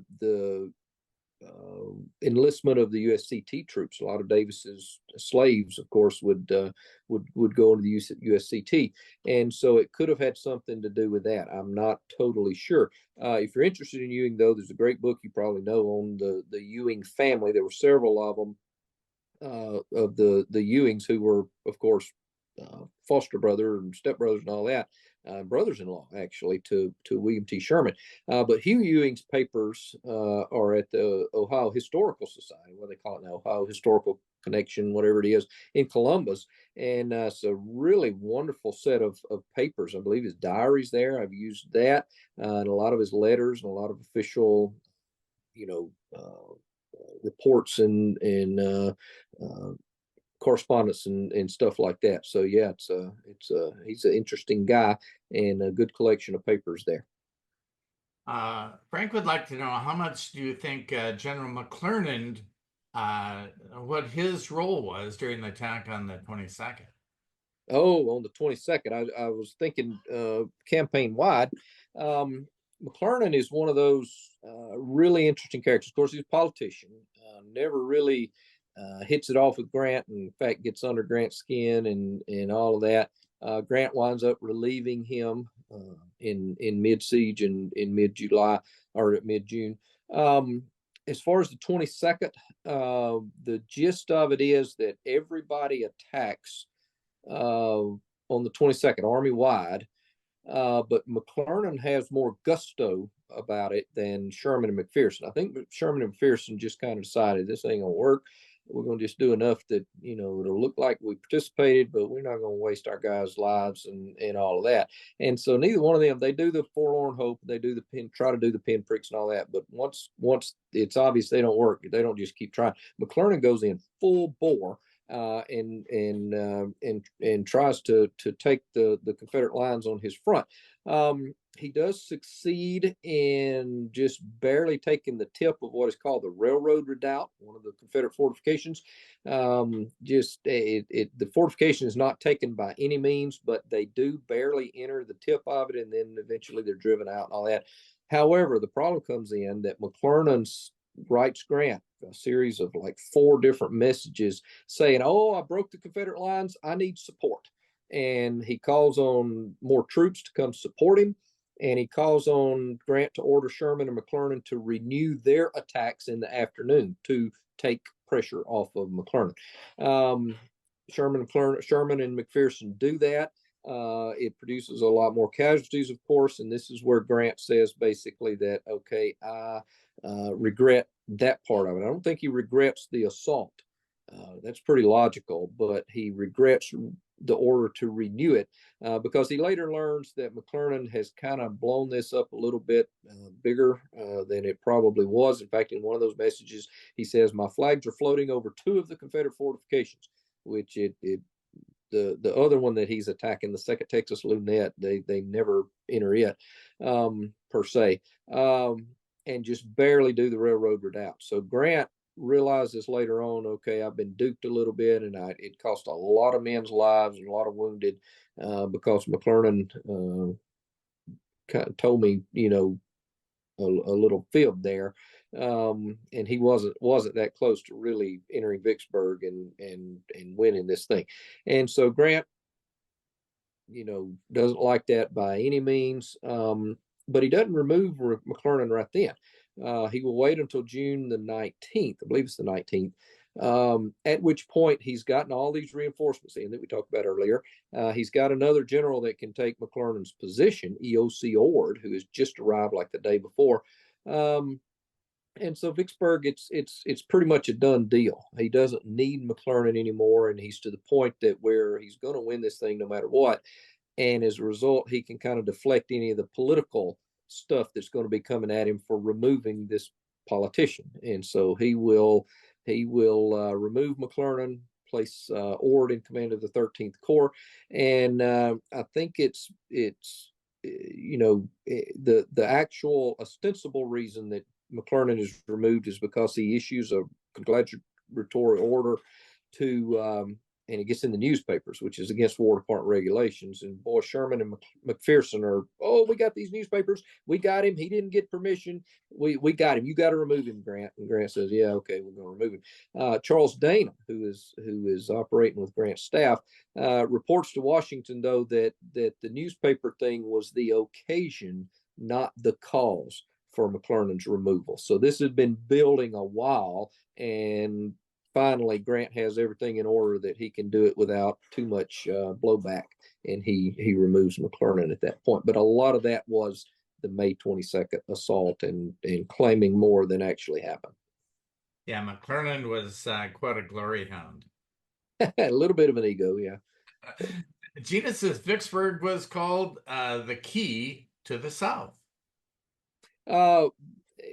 That comes from Lincoln. There's been some that said, well, did he really say this? Did he really realize this? And supposedly, I believe it's December of 1861 that he supposedly said this. Anyway, the gist of it is that Lincoln tells some of his commanders that Vicksburg is the key, and the war can never be brought to a close until that key is in our pocket. And so he will declare Vicksburg as the key to winning the Civil War. And of course, again, a lot of the Gettysburgites that think the war only took place in Pennsylvania would disagree with that, and Gettysburg does get a lot of the attention. But I would happen to agree. I'm a Western theater guy, of course, and my view of it is that the Confederate tub that's full of water.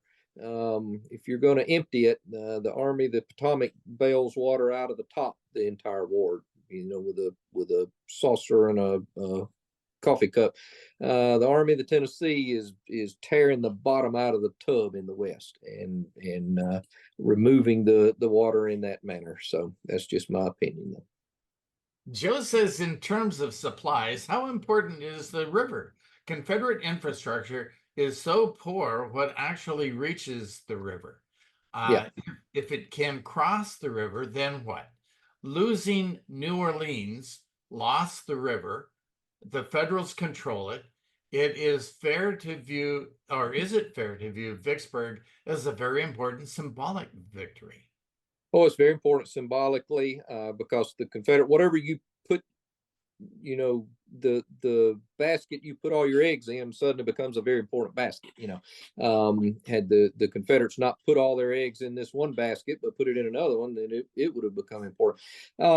In terms of the river and transportation, I don't think it was ever going to be seen as a international aid anymore, because I mean we know all the foodstuffs, grains, and all that goes out the Mississippi River, the port at New Orleans. In that sense, once New Orleans is taken, sure. But even before New Orleans fell, with the blockade and Union gunboats or ships and all that in the Gulf, you're not going to be doing much trading. You're down to the blockade running type stuff.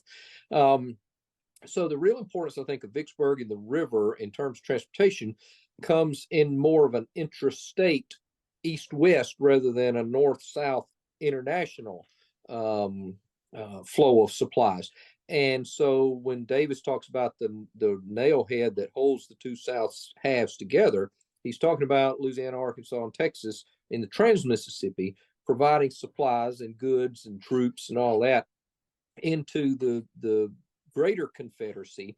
And by the time you reach this point in mid-1863, the only stretch of the river that is in Confederate hands and capable of being crossed, where the river is capable of being crossed, that's not under patrol by Union gunboats. And in fact, by this time, with the gunboats in between Vicksburg and Port Hudson, even that's gone by later parts of the siege. But the part of the river between Vicksburg and Port Hudson is still navigable for Confederate commerce. And importantly, the mouth of the Red River empties into the Mississippi between Vicksburg and Port Hudson. So a lot of those supplies can still be brought from Louisiana, Texas, Indian Territory, whatever, down the Red River into the Mississippi to Vicksburg, where it can then be shipped by rail eastward. Once the Federal Navy interdicts the area between Vicksburg and Port Hudson, and they try to do this as early as March, April, with the exploits of the Indianola and the various little rams, the Lancaster in Switzerland, the city of what is City of New Orleans? What are those ships that they put in there and they keep losing, put in there and keep losing. Ultimately, when Porter passes the Vicksburg batteries on April the 16th, that pretty much ends any Confederate travel on the river. So then you're down to just the 3 or 4 or 5 miles along the Vicksburg waterfront that is held by the Confederates, and the just very few miles along the Port Hudson waterfront. And it's not reasonable probably to be able to cross large numbers of supplies, herds of cattle, anything like that across it at just those very finite areas. So all those trans-Mississippi goods. Terry Winchell talks about the 3 parts of white gold: cotton, salt, and sugar that's coming out of the Trans-Mississippi. And so once that area between Vicksburg and Port Hudson is under firm Union naval control, even that east-west intra-state commerce is shut down, just like the north-south interstate or international commerce is shut down. So the coils of the anaconda are quickly suffocating the Confederacy by this point. Larry would like to know, did the Confederates ever consider retaking Vicksburg? No. By this point, with the Federal Navy everywhere, again, what good would it do to have a 2 or 3 mile stretch of the Mississippi River when the Federals on the opposite bank?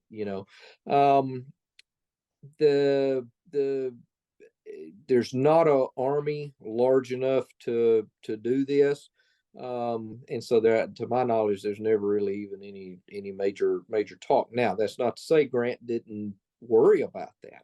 In fact, as soon as Vicksburg falls and Grant takes possession, one of his first orders is to completely obliterate all of the siege works that the Federals had dug, all these approaches and parallels and saps and all of that. They'll fill all those in, obliterate them, because they don't want the Confederates then to be able to come back and have ready-made siege lines to try to retake Vicksburg. I don't think it was ever a reality, but Grant was worried about that. And so as a result, a lot of the siege works, and we had the question earlier at the beginning about the preservation and all that. Yes, in the park you see a lot of siege works and all that. But the vast majority of the Union siege works were destroyed, filled in immediately after the siege. The vast majority of the Confederate siege works were obliterated during the siege itself, just pummeled by artillery. The 3rd Louisiana Redan, for instance, was they couldn't keep building it up at night as fast as the Federals kept knocking it down during the day with artillery. And that's another one of the reasons Pemberton, in the negotiations for surrender and talk of surrender, Pemberton called in his chief engineer, Samuel Lockett, and said, are we able to withstand much more of this? And Lockett basically says all our fortifications are just nearly blown away. And we can't keep, every time we dig a little deeper, pretty soon we're going to be submerged, and we just don't have any fortifications left. So the point being, the vast majority of the fortifications that you see at Vicksburg now are not original Civil War fortifications. Now, some of them, the Federals will hold Vicksburg for the rest of the war, of course, and they will build on top of some of the Confederate fortifications, like Fort Hill up on the big vantage point up on the river, one of the tour stops at the very northern part. That will be a Federal installation, and there will be some others. But as I understand it, the vast majority of what you see at Vicksburg today are, dated from the 1930s, the CCC digging things to show you what it probably might have looked like. They're just way too manicured and even and park-like to be originals. Now, there are a few places in the park, and again, if you hire a guide or take a tour or something, your tour guide may be able to show you these. There are a few in the park that are original that were not filled in, and they look very different than the well manicured earthworks that you see on most of the areas. Catherine says, as a direct descendant of my great great grandfather, Henry Wager Halleck, was he Wow. in the war in Vicksburg? And is any of the battles in Vicksburg better known than others? Okay, what was the question? Was Halleck in Vicksburg? Was he involved? Okay. No, he was not involved at all on site. He was commanding the entire Union war effort at the time in Washington, D.C. Um, uh, he he is involved in certain areas, directing Grant to do this, go here, do this, sending people and sending reinforcements like that Ninth Corps and all that, but not on site. He's in Washington D.C. But there is a great story about Halleck, and I would suggest if you haven't looked into him, you probably have. But there are a couple of biographies. One is the best biography is by John F. Marszalek, just came out a couple of decades or so ago. John Marszalek, many of your people will know him. He was my major professor at Mississippi State in graduate school, and so he wrote a wonderful biography of Halleck. But the story I always like to tell about Halleck, of course, Halleck and Grant there's no love lost between them. Halleck's a little jealous of the victories that Grant's winning. Grant's an upstart, and Halleck is the great military theorist of America. He's the great Napoleonic historian of America. He translated Jomini's 4 volumes of the life of Napoleon, all of that. And so he's the academic theorist, the scholar here, and but Grant's getting all the credit on the ground. But it takes a pretty big man, I think, for Halleck to turn around when he gets Grant's report of Vicksburg.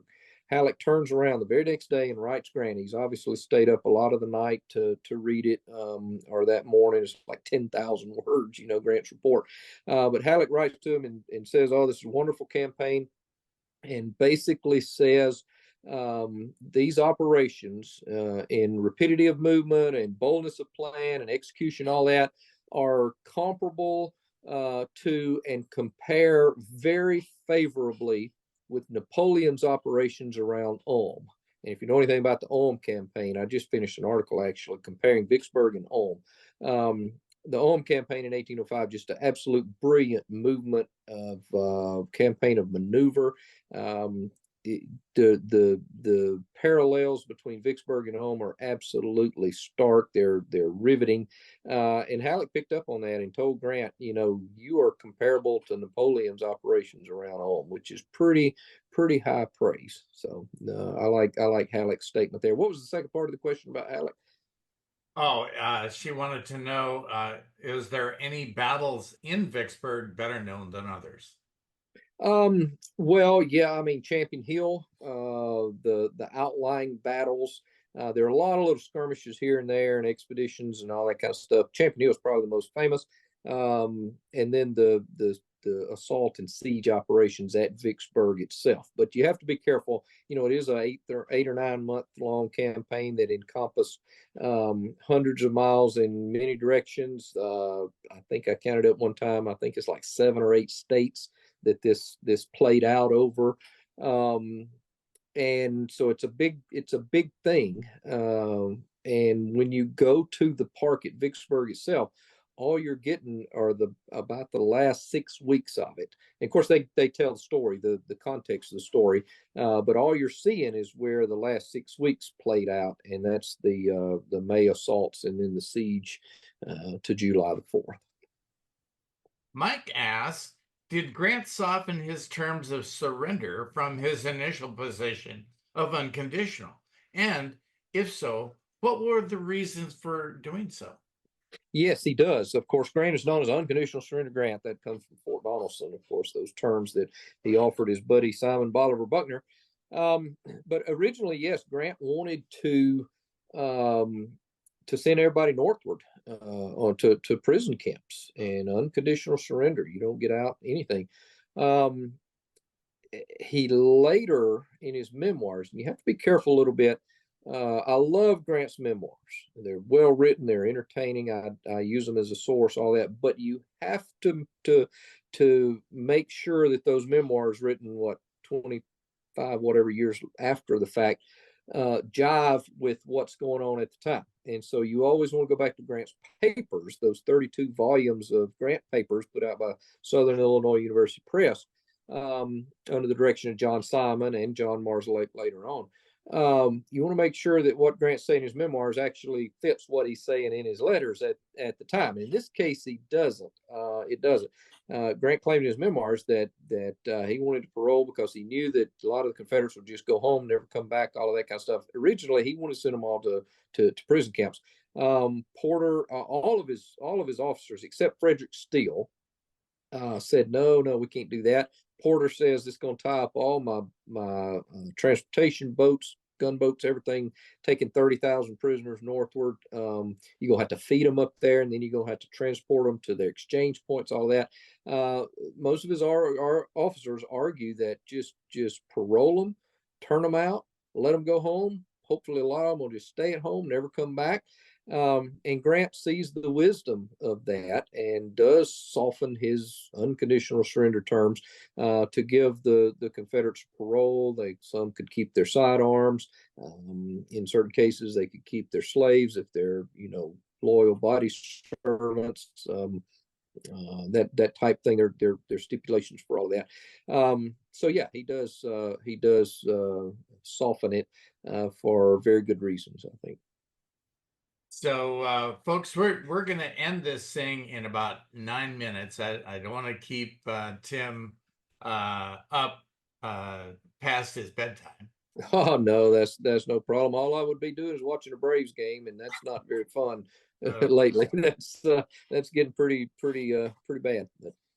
So Tom says the story I heard is that Vicksburg didn't celebrate July 4th until Eisenhower goes there as president. Is there any truth to that story? And B, please talk about the people of Vicksburg after the battle. Okay. As far as celebrating the July the 4th, because Vicksburg surrendered on July the 4th. I've heard this, everybody talks about it. And truth be known, there's really, I think it's a non-issue. The connotation is that Vicksburgers are so mad that we're not going to be good Americans, till Eisenhower or whoever World War II talks us into this. I find that hard to believe. They would send troops to Spanish-American War and World War I, all of that. I think there is some evidence that this story is kind of fabricated in the 1940s because attendance at the park is so low that the Vicksburg Park superintendent kind of fabricated this to get a big celebration up and to get visitation back and all that kind of stuff. But I don't know all about that. I think it boils down to, though, celebrating Vicksburg or celebrating July the 4th. You think about how you celebrate July the 4th.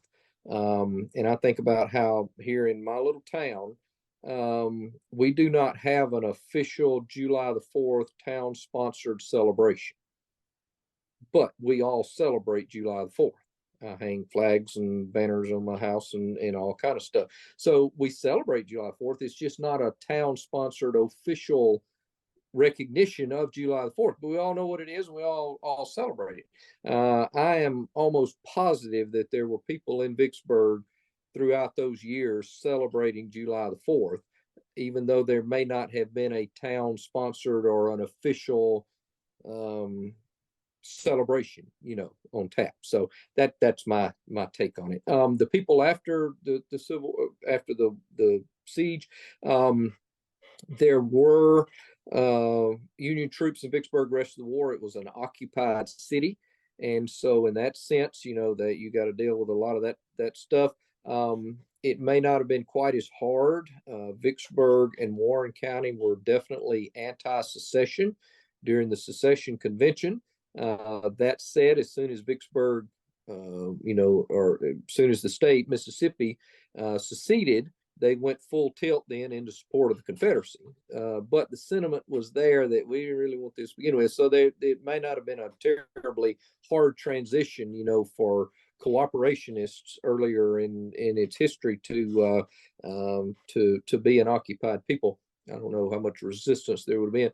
After the war, of course, during Reconstruction, the Vicksburg riot, race relation issues, and all of that.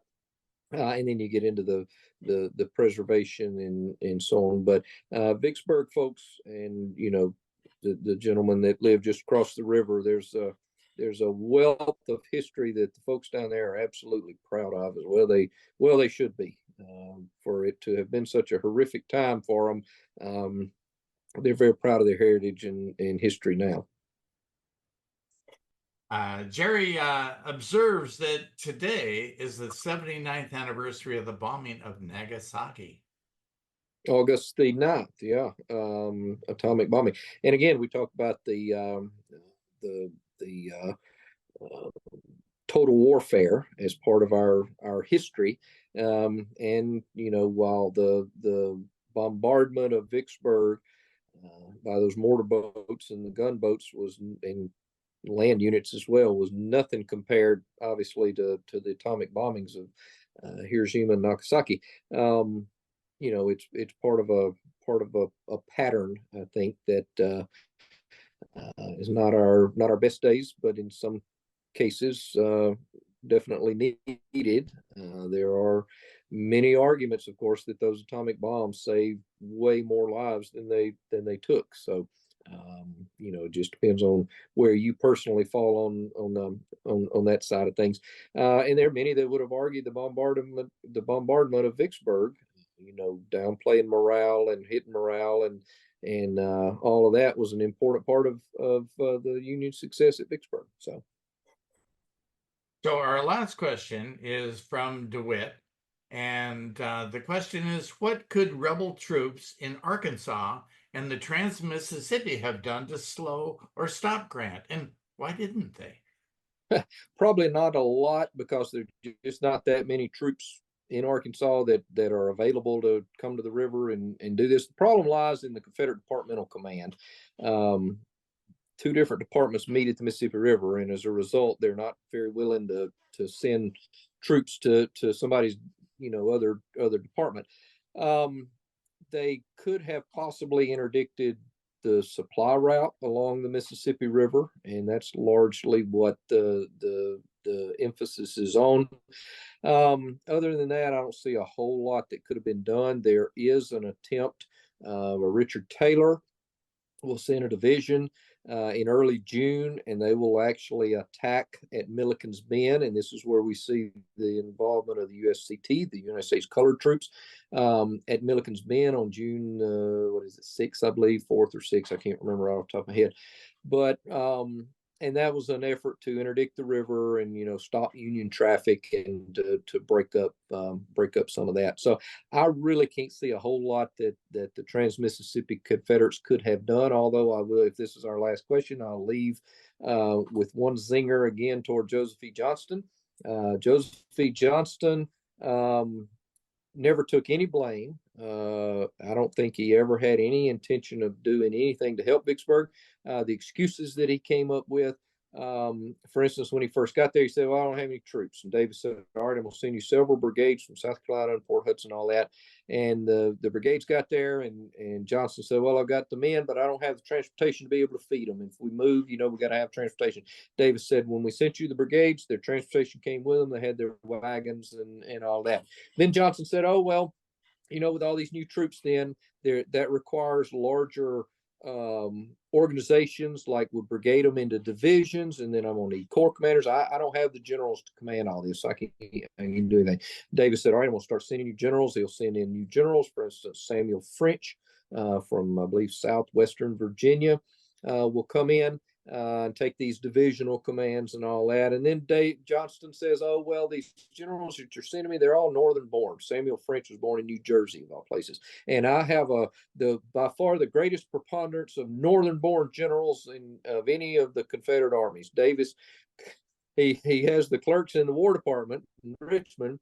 Go through all of the generals and see where they're born, their nativity, and see where they're assigned. And he writes Dave Johnson back and says, "You don't by any means have the largest number of northern-born generals."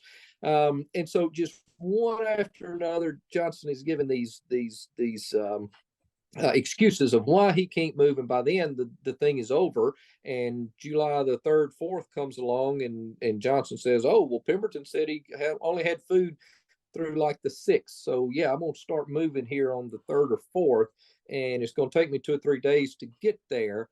But hey, I'm coming. I'm coming, Pemberton. Don't do anything. I'm on the way." But in the midst of all of that, dealing with the Trans-Mississippi, Joseph E. Johnston has the gall to write the Trans-Mississippi Confederate commander, Edmund Kirby Smith, and says, "If Vicksburg falls, it will be your fault alone. The blame will solely rest on you because you haven't done anything across the river to try to interdict travel and to save Vicksburg. So the blame will be on you solely." The guy had, didn't he? He had something. I don't know what it was, but it was something. So. Well, Tim, thank you so very much for spending the last 2 hours with us. Well, that went by fast. Wow! Thanks for having me. This has been great. I've enjoyed it, and thanks again. Thanks for having me. It's been a lot of fun, and ladies and gentlemen, we look forward to seeing you again next Friday, coming to you from Indianapolis, Indiana, and Fridays with Grant. So. Good night, everybody. Good night. Hi, Tim. Thanks.